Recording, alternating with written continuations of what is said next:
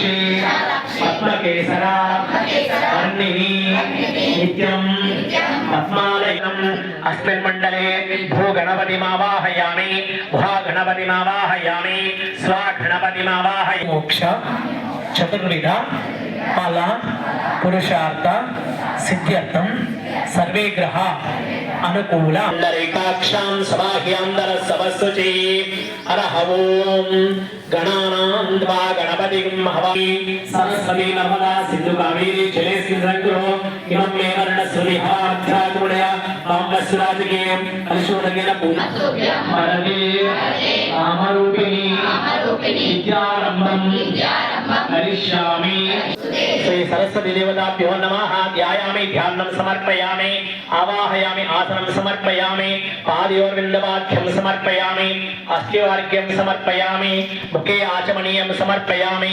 शुद्धोदक स्नानं समर्पयामि ओम हिरण्यवर्णां हरिणीं स्वर्णरजतस्रजां चन्द्रां हिरण्मयीं लक्ष्मीं जातवेदो ममावाह ताम् आवाहयात् ओम भूर्भुवस्सः तस्सवितुर्वरेण्यं भर्गो देवस्य धीमहि यो यो प्रचोदयात् नैवेद्य పూజ చేయాలి కదా. వినాయకుడు మొట్టమొదటిసారి దేవుడు. ఎందుకంటే అతనికి పూజ చేయకుండా మనం ఎన్ని పూజలు చేసినా కానీ ఫలితం లభించదు. కాబట్టి మొట్టమొదటిసారి వినాయకుడి పూజ చేయాలి.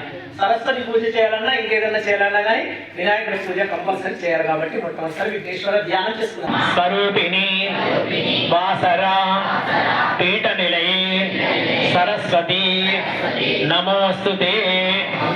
మళ్ళొకసారి అండి. ఓం శరదిందు సమాకారే పంచమి సందర్భేణ సరస్వతి అనుగ్రహ ఫల సిద్ధ్యర్థం యథాశక్తి సరస్వతి దేవత పూజాం మహం కరిష్యే.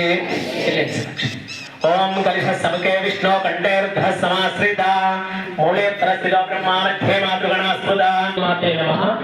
ఈ రోజు మన న్యామనంది గ్రామం ప్రభుత్వ పాఠశాలలో సరస్వతి పూజ అంటే వసంత పంచమి సందర్భంగా దీనినే శ్రీ పంచమి అంటారు.